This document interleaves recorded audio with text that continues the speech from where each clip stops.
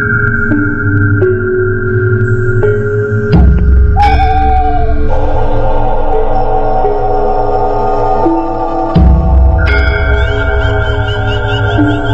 teman-teman, bertemu kembali di channel Yanti Horror Story. Kali ini dengan judul Perang Santet, yang ditulis oleh Om Ras. Yang ingin membacanya langsung bisa di Twitter beliau. Link saya sertakan di deskripsi. Ceritanya seru. Yuk kita tonton videonya. Jangan lupa di subscribe, like dan komen, agar channel aku lebih berkembang. Mendung dan gerimis masih menghiasi pagi itu. Sang mentari pun sepertinya enggan menampakkan diri, walau sekedar untuk menghangatkan. Suasana basah dan dingin membuat warga desa Dirung menjadi malas untuk keluar rumah. Hanya beberapa dari mereka yang masih tetap berangkat untuk bekerja, termasuk seorang pemuda bernama Suharjo atau yang kerap dipanggil Jo. Jo sendiri merupakan seorang cucu dari keluarga Buntong. Keluarga Buntong terdiri dari 12 orang. Ada seorang kakek bernama Buntong, istrinya bernama Lene, anak pertama bernama Sidang, anak kedua bernama Jarot, dan anak ketiga bernama Kutai. Semuanya sudah beristri dan punya anak. Sidang mempunyai seorang anak bernama Hendri, usia 17 tahun, dan Clara 7 tahun. Sementara Jarot juga mempunyai anak bernama Suharjo. Jo yang sebaya dengan Hendri, dan Kutai juga mempunyai anak bernama Liani berusia 3 tahun. Mereka tinggal di desa yang sama dan jarak antara rumah mereka pun tidak terlalu berjauhan. Mereka dikenal sebagai orang yang ramah dan sangat senang bersosial. Jika terjadi sesuatu di desa, keluarga Buntong selalu ikut untuk membantu. Namun ada sisi gelap dari keluarga itu. Selain dikenal baik, mereka juga ditakuti oleh warga karena ilmu santetnya. Sebab siapapun yang pernah terlibat masalah dengan keluarga itu pasti akan mati dengan mengenaskan. Jo, panggil seseorang sambil berlari-lari kecil mengejar Jo yang sudah berada di atas lanting. Oi, mau kemana kamu? Memangnya kenapa? Ikut, jawab pemuda itu dengan wajah acuh tak acuh. Ah, jangan Dri, cegah Jo pada pemuda bernama Andri itu. Seraya mendorong tubuhnya saat dia hendak melompat naik ke atas jis milik Jo. Pelit, padahal aku cuma mau ikut. Iya, tapi kenapa mau ikut aku? Malas di rumah Jo, gak ada kegiatan, mending keluar. Terserah mau kemana saja. Mau mancing oke, mau nyari apapun aku juga oke, jawab Ndri. Jo mengernyitkan alisnya. Sebenarnya Jo tidak ingin Ndri ikut bersamanya. Bukan tanpa sebab, tapi karena Ndri ini memang tipe orang yang sangat merepotkan. Beberapa bulan lalu Jo malah pernah terlibat perkelahian fisik dengan orang lain akibat ulah Ndri. Kau pergilah sendiri dengan cismu, aku lagi gak mau pergi sama orang, ujar Jo. Pelitnya, ya ampun. Jo tak merespon. Segera dia menghidupkan mesin cisnya dan melaju meninggalkan Ndri yang masih menatapnya dengan tajam. Jo melaju ke arah hulu. Sekitar hampir 2 jam perjalanan, Jo tiba di tempat yang dia tuju. Cuaca di tempat itu panas, tidak seperti di hilir. Pantas saja meski di hilir hujan semalaman, air masih belum membanjiri desanya. Sedikit di hilir Kiham, Jo terlihat menambatkan perahu motornya. Dia lalu berjalan masuk ke dalam hutan untuk mencari sesuatu. Jalan di depannya dipenuhi semak berduri. Parang yang ditangkengnya di pinggang pun Jo gunakan untuk menebas rerumputan dan duri yang menghalangi. Ia terus melangkah jauh memasuki hutan, hingga ia tiba di tempat yang dipenuhi dengan paikat atau rotan yang bisa dimakan. Bibirnya tersenyum menatap pucuk rotan yang terlihat menjuntai di pohon yang tumbang. Jo mulai memanen umbut jiwa yang segar itu. Setelah mendapatkan cukup banyak, Jo pun lantas mengikatnya dengan tali. Bersiap kembali ke tempat perahu motornya tertambat tadi. Umbut jiwa itu rasanya pahit Tapi bila yang mencari atau memotongnya paham, maka rasa pahitnya akan berkurang, apalagi kalau pandai memasaknya. Sebelum pulang ke rumah, Jo tak langsung pulang, melainkan terlebih dulu dia melabuh pancingnya di hilir Giham yang berair tenang. Hanya beberapa jam saja ikan hasil pancingan Jo sudah cukup banyak. Dia pun memutuskan untuk berhenti memancing dan terus pulang ke desa. Namun ketika dia sampai di rumah, keluarganya terlihat sedang berkumpul. Ada amang dan sepupu, hingga kakek dan neneknya juga di sana. Ada apa ini? Tidak biasanya berkumpul begini, batin Jo sebelum masuk ke dalam rumah. Dan saat dia masuk ke dalam rumah lewat dapur, terlihat ibunya tengah duduk dengan raut wajah yang tak bisa dipahami. Ada apa, Nay? Anu Jo, itu si Dri mengadu yang tidak-tidak denganmu. Hah? Mengadu tentang apa, Nay? Tanya Jo bergetar. Takut kalau Dri berkata yang tidak-tidak dan akan membuatnya berada dalam masalah. Kata mereka kamu berkelahi dengan orang di Hulu, anak pembakal Mahdar. Benarkah itu, Jo? Tanya ibunya khawatir. Mereka berbohong, Ma, jawab Jo gugup. Jujur, Jo. Akhirnya Jo tertunduk, lalu kemudian dia mengangguk. Bersamaan dengan anggukannya itu, sebuah tamparan mendarat di kepalanya. Jo langsung merasa pening. Pukulan amainya itu benar-benar membuatnya hampir pingsan. Jarat! Bentak kakek Buntong.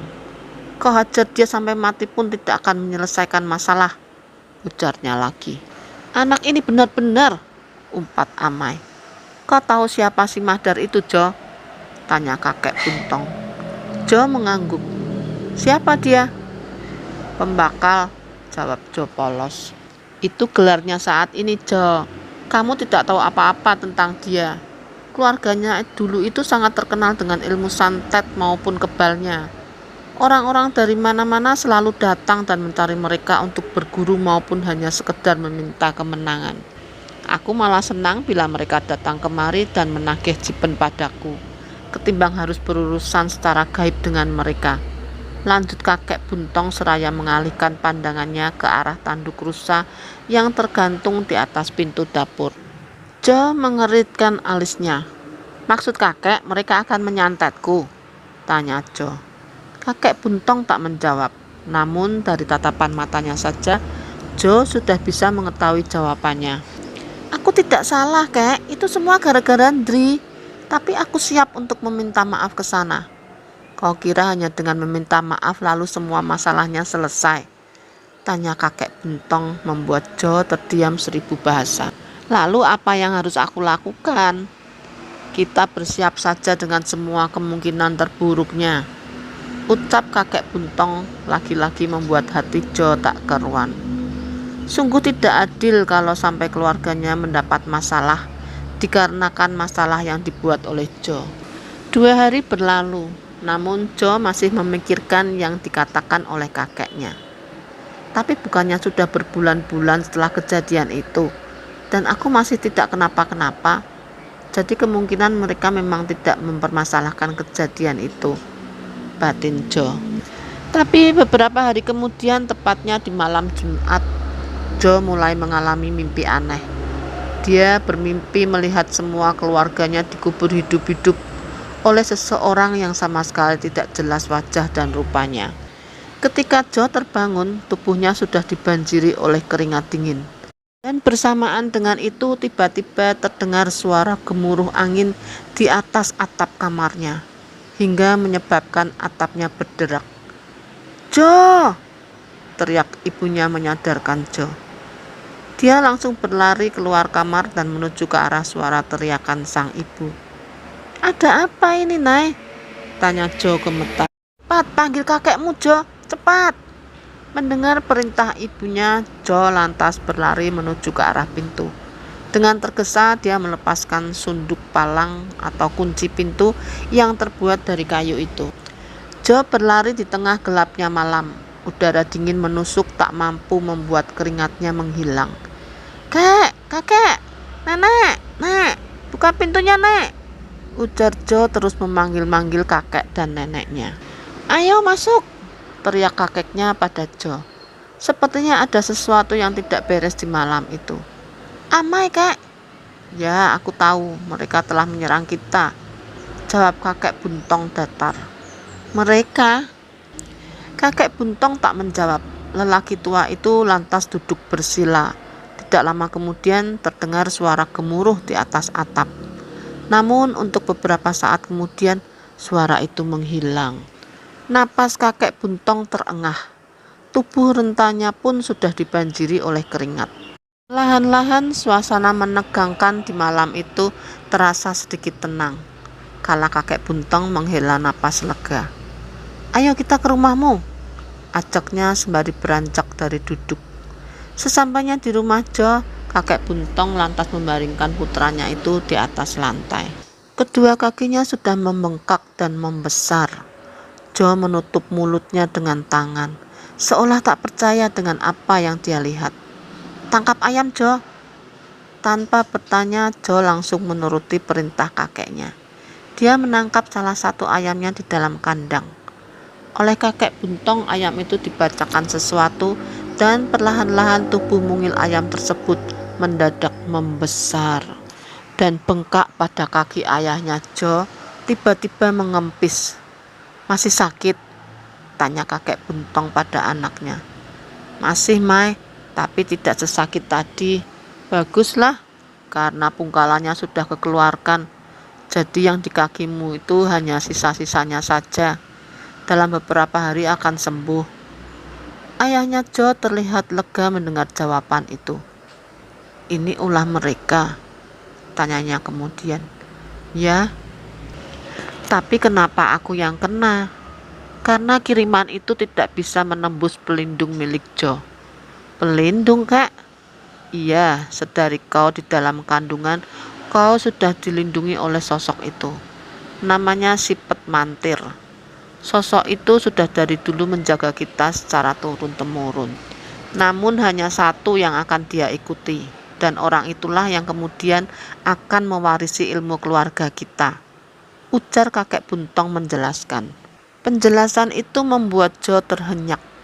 Tapi kenapa keluarganya tak ada yang memberitahu pada dirinya sebelum ini? Segudang pertanyaan muncul di benaknya. Namun dia tak ingin bertanya apa-apa dulu tentang sosok bernama Sipet Mantir itu. Jo akan menunggu keadaan dan waktu yang benar-benar pas untuk bertanya. Keesokan harinya keluarganya kembali berkumpul di rumah Jo. Oleh kakek Buntong, Jo dibujuk untuk mempelajari ilmu-ilmu itu. Aku sudah tua, Jo, dan mungkin sebentar lagi aku akan mati. Jadi tugas untuk menjaga keluarga kita akan berpindah kepadamu. Kaulah yang akan memiliki ilmu itu. Tidak, Kek, aku tidak bisa apa-apa. Aku sangat bodoh dan tidak akan bisa menjadi seperti yang kakek harapkan. Lagi pula cucu kakek bukan hanya aku seorang kan? Masih ada Hendri. Hendri membelalakkan matanya menatap Jo seolah tak terima namanya disebut. Kau sudah dipilih, Jo. Kaulah yang akan mewarisi ilmu itu.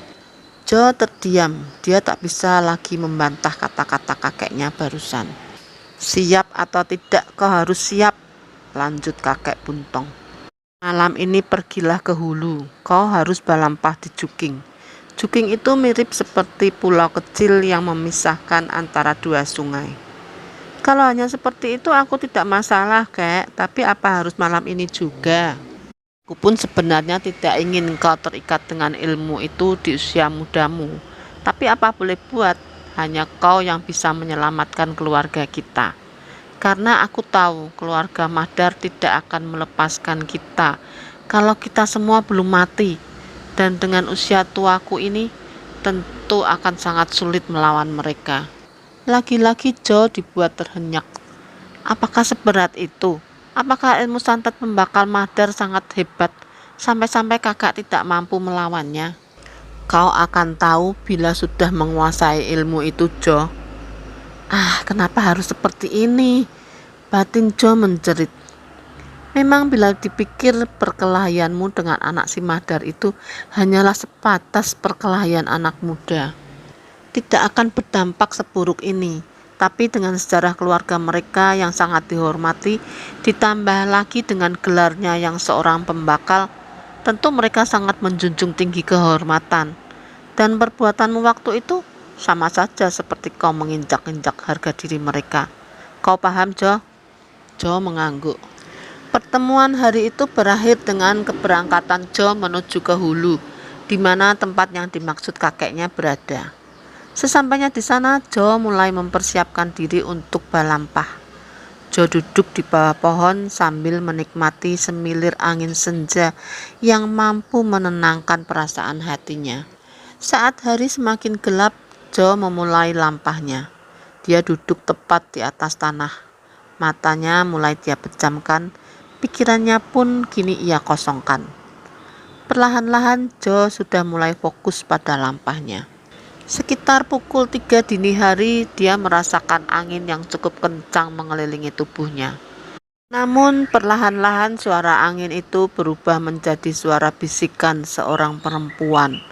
Suaranya merdu mendayu, membuat Jo hampir saja membuka matanya. Biur! Tiba-tiba terdengar suara sesuatu menghempas air sungai.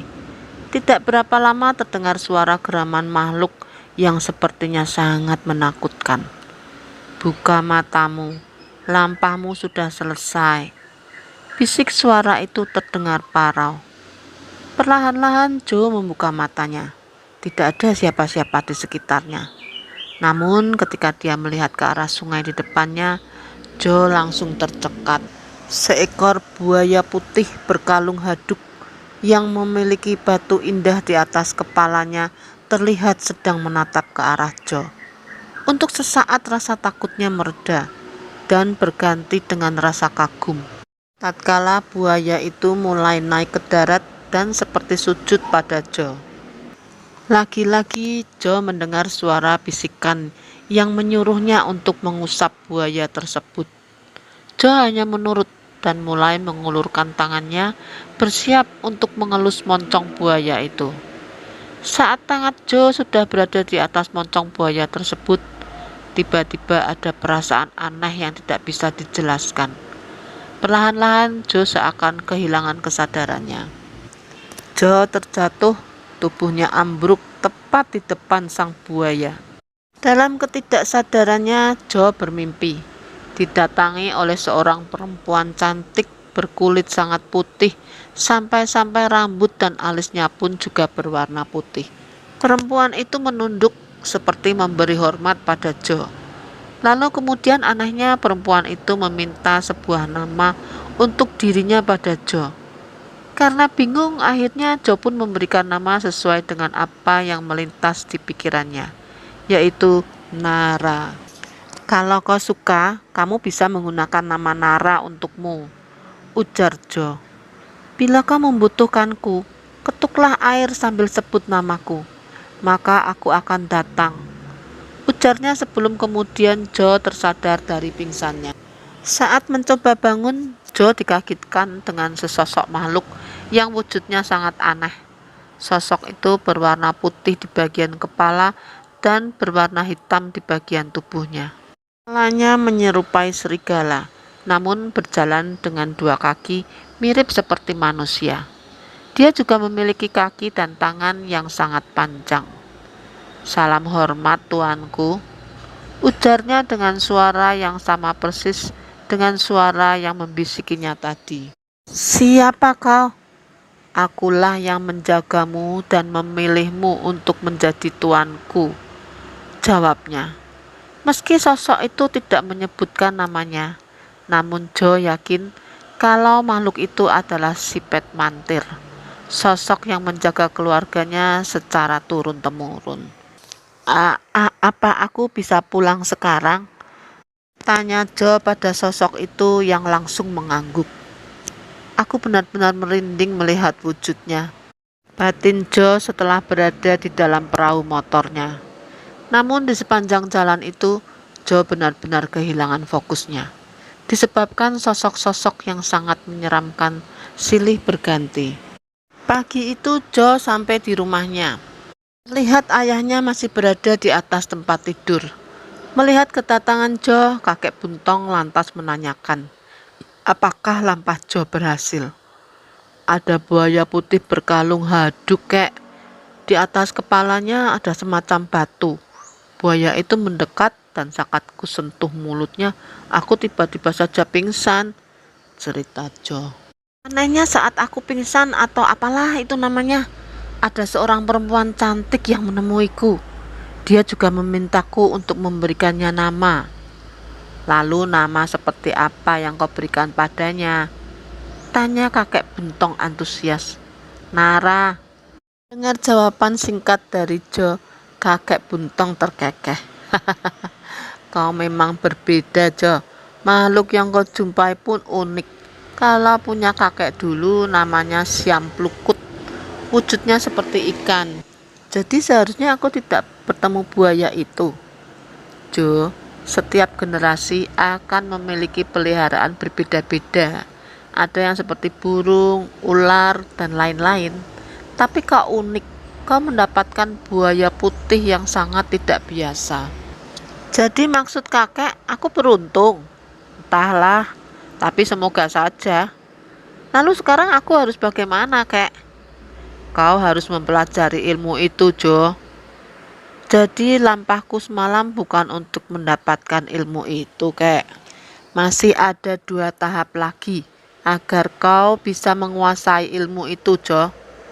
Tapi bagaimana kalau saat aku mempelajari tahap demi tahap itu, mereka menyerang kita lagi, kek?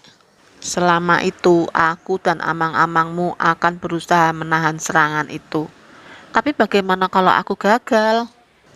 Kau pasti bisa.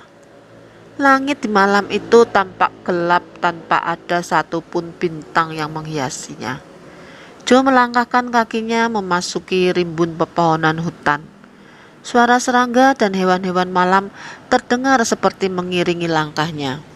Sesekali Jo menghentikan langkahnya dan menoleh ke sekitar tempatnya berdiri. Gelap dan dingin. Masih jauhkah? Tanya Jo pada sosok yang masih setia mendampinginya itu. Sampai suara-suara itu tidak terdengar lagi. Hanya ada kau dan hembusan angin yang akan ada di tempat itu. Kau serius? Adakah tempat seperti itu di tengah hutan belantara begini? Hening. Jo terus melangkahkan kakinya yang sudah terasa sangat berat. Entah sampai kapan dia harus mencari tempat seperti yang dikatakan oleh sosok pendampingnya itu. Amai, jerit Kutai saat melihat kakek Buntong batuk dan menyemburkan banyak darah dari mulutnya. Darah tak berhenti keluar dari mulut, hidung, dan telinga, bahkan dari matanya. Melihat hal itu, Kutai benar-benar tidak bisa mengendalikan dirinya untuk tetap berada dalam ritual malam itu. Sementara Sidang masih bertahan, meski keringat bercampur darah yang keluar dari pori-porinya semakin banyak. Dang, Amai Dang, teriaknya panik. Sidang tak bergeming. Kutai segera memeluk tubuh kakek Buntong yang sudah tergeletak bersimbah darah. Tubuh tua itu mulai dingin. Mai, bertahan Mai, isak Kutai sambil memeluk ayahnya, dan kemudian dia berusaha membawa ayahnya keluar dari ruangan itu. Namun, baru saja dia melangkahkan kaki ke arah pintu, Kutai tiba-tiba ambruk. Kakinya mendadak tidak bisa digerakkan. Tidak lama kemudian, Kutai mulai merasakan sakit dan panas di bagian matanya. Dan tanpa dia mengerti, tiba-tiba bola matanya pecah. Ah! Jeritnya menggema di keheningan malam itu. Seiring dengan teriakannya, angin mulai bertiup kencang. Atap rumah berderap-derap dibuatnya. Dahan ranting yang beradu mengeluarkan suara riuh. Cahaya mirip kilat namun berwarna merah menyala, menyambar-nyambar tepat di atas rumah itu. Tidak berapa lama suasana mengerikan malam itu mulai mereda. Sidang yang sudah lemas membaringkan tubuhnya di atas lantai. Gemuruh nafasnya menandakan bahwa dia benar-benar kelelahan. Sementara Kutai sudah tak sadarkan diri. Ruangan tersebut terlihat sangat mengerikan. dengan sisa darah di mana-mana. "Si Pet!" panggil Joe pada sosok yang selalu mendampinginya itu. Namun hening, tak ada jawaban. Bahkan suara binatang malam pun tak terdengar sama sekali. Seakan tersadar dari mimpi, mata Joe langsung melotot ketika dia menyadari bahwa tempat itulah yang dia cari. Hanya hembusan angin dan deru nafasnya yang terdengar di sana. Tanpa banyak pikir lagi, Joe lantas mengeluarkan semua perlengkapan yang dia gunakan untuk ritual. Namun baru saja dia memulai ritualnya, bayangan akan apa yang terjadi pada keluarganya di kampung tiba-tiba saja mulai muncul di penglihatannya. Akan tetapi penglihatan itu langsung hilang saat Joe kehilangan fokusnya. Setelah mencoba berkali-kali, akhirnya Joe mulai paham dengan apa yang harus ia kuasai pada tahap itu. Karena pada tahap pertama, yaitu saat ia balampah, Joe mendapatkan penglihatannya yang ia bisa melihat sosok-sosok gaib. Bahkan ia juga mendapatkan peliharaan yang berwujud buaya putih. Dan pada tahap kedua ini, Joe harus bisa keluar dari raga kasarnya untuk pergi ke tempat-tempat yang ia inginkan dan mampu melihat semua kejadian dengan sangat jelas dan nyata. Lalu yang ketiga, entahlah, Joe belum sampai ke tahap 3. Pada tahap kedua itu, Joe hampir saja menyerah, sebab dia belum juga berhasil untuk keluar dari raga kasarnya. Tapi saat ia teringat akan setiap ucapan kakeknya, akhirnya Joe mau berusaha lagi. Dan setelah sangat lama dia mencoba, Joe berhasil. Namun, apa yang dia lihat di ruangan itu membuat emosinya terbakar. Paman dan kakeknya tergeletak bersimbah darah. Saat Joe kembali ke raga kasarnya, dia lantas pergi dari tempat itu dan berniat untuk pulang. Namun oleh si Pet Mantir, Joe tak diperbolehkan pulang. "Kau harus menyelesaikannya agar kau bisa membalas apa yang mereka perbuat pada keluargamu." "Tapi kakekku, paman-pamanku bagaimana?" "Lanjutkan yang telah dimulai." Oleh si Pet Mantir, Joe diajarkan sebuah bacaan atau mantra. Dan mantra itu bisa digunakan untuk menyerang musuh secara halus. Malam kedua Joe di hutan. "Cobalah sekarang kau lakukan seperti apa yang telah kuajarkan. Kau tahu siapa targetmu kan?" ujar si Pet Mantir. Dengan mata yang berapi-api, Joe mengangguk. Targetnya saat itu adalah anak pembakal Mahdar. "Aku akan membimbingmu. Lakukanlah sekarang," ujar si Pet Mantir lagi. Joe menarik napas panjang. "Jangan ragu-ragu. Ayo lakukan." Setelah merapalkan bacaan yang diberikan oleh si Pet Mantir, Joe langsung dapat melihat dan merasakan anak pembakal Mahdar tepat berada di depannya. Namun dia juga melihat ada pagar berduri mengelilingi tubuh pemuda itu. "Aku tidak bisa menyentuhnya." "Kau bisa. Kau lebih kuat dari itu." "Bagaimana caranya?" Setelah melayangkan pertanyaan itu, tiba-tiba Joe seperti merasakan kekuatan yang luar biasa di kedua tangannya. "Hancurkan pagar itu," ujar si Pet Mantir. Aku bisa," ucap Joe diiringi tawa terbahak oleh si Pet Mantir. Setelah pagar itu berhasil dihancurkan oleh Joe, matanya sedikit berbinar. Mulutnya terus berkomat-kamit sambil menusuk-nusuk benda mirip manusia yang berada di tangannya. Gelak tawa menggema terdengar bersahutan antara Joe dan si Pet Mantir ketika darah sudah membanjiri tubuh anak pembakal Mahdar yang sudah tergeletak tak bernyawa.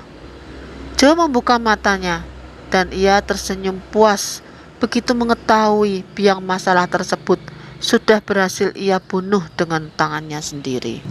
"Aku sudah bisa pulang kan?" tanya Joe pada si Pet Mantir yang menjawab hanya dengan anggukan. Jo melangkahkan kaki keluar dari hutan belantara, tempat di mana dia berhasil menguasai ilmu santet itu. Namun sesampainya di desa, Jo sangat terpukul dengan kenyataan yang menyakitkan itu. Kakeknya meninggal dan amangnya yang bernama Kutai masih tak sadarkan diri dengan keadaan yang sangat mengenaskan. Bola matanya pecah dan tulang kakinya patah. Begitu juga dengan Amang Sidang, wajahnya begitu pucat bagai orang tak ada darah lagi. Sementara ayahnya sendiri, kakinya sudah tak bengkak lagi. Namun kini perutnya yang terlihat sangat besar, mirip seperti perut orang hamil 9 bulan. Di malam ketiga ritual sebelum pemakaman, tiba-tiba Jo dikagetkan dengan suara letupan di samping rumahnya. Ia tahu itu pasti kiriman dari pembakal Mahdar. Tentu saja Jo yang kini sudah menguasai ilmu santet tersebut langsung bersiap untuk menghadapi serangan itu. Si Pet Mantir pun sudah sedari tadi berada di sampingnya. Cahaya kilat kemerahan terlihat memancar di atas rumah itu. Tiba-tiba, duar, boom! Suara dentuman yang sangat keras mengejutkan terdengar tepat di atas atap pembakal Mahdar. Salah satu keluarganya yang ikut dalam ritual penyerangan itu terkapar bersimbah darah. Tak berselang lama, lagi-lagi terdengar suara dentuman yang sama. Dan kali ini keluarganya yang lain yang berada di satu ruangan itu terkapar bersimbah darah. Seolah tak memberikan waktu untuk musuh membalas, Jo terus melancarkan serangannya. Kali ini istri dari pembakal Mahdar yang berada di kamar lain yang ia incar. Namun tiba-tiba Jo terbatuk dan darah segar keluar dari mulutnya. Si Pet Mantir tampak geram melihat Jo yang terkena serangan itu. Ia lantas ikut bersama Jo untuk menyerang keluarga pembakal Mahdar. Kilatan merah terlihat saling berbenturan di langit mendung malam itu, dan dentuman demi dentuman terdengar bergantian di atas atap mereka. Jo masih terus merapalkan bacaan yang diberikan oleh si Pet Mantir. Kali ini yang diincarnya adalah pembakal Mahdar. Jelep! Erangan panjang terdengar dari rumah pembakal Mahdar. Lelaki itu tersadar dengan perut yang membesar dan seluruh tubuhnya mulai membiru. Perang santet malam itu berakhir dengan gelak tawa puas yang terdengar dari rumah Jo. Dan tepat di hari pemakaman kakeknya itu, keluarga Jo mendapat kabar bahwa pembakal Mahdar dan 2 saudaranya mati mengenaskan. Sementara istrinya lumpuh dan tak dapat berbicara lagi. 8 hari setelah pemakaman kakek Buntong, keadaan keluarga Jo sudah mulai membaik. Meski kini Amang Kutai sudah tak bisa melihat dan tak bisa berjalan lagi, tapi dia sangat puas dengan hasil akhir pertarungan santet itu. Begitu juga dengan Sidang dan juga ayahnya yang merasa sangat bangga dengan kehebatan Jo sekarang. Tapi kenapa tak kau habisi saja semua keluarganya, Jo? Kalau kau sisakan seperti itu, nantinya malah akan memunculkan dendam dari keluarganya yang lain, tanya amainya. Tenang saja, Mai, tidak usah terburu-buru. Aku sudah merencanakan untuk membunuh mereka satu persatu di setiap bulannya, ujar Jo dengan senyumnya yang tampak sinis. Begitulah, Jo, nyawa memang harus dibayar nyawa, ujar Amang Kutai disahut dengan anggukan kedua saudaranya. Terima kasih sudah menonton video saya, dan jangan lupa di subscribe, like, dan komen ya, agar channel aku lebih berkembang dan seterusnya bisa menghibur teman-teman semuanya.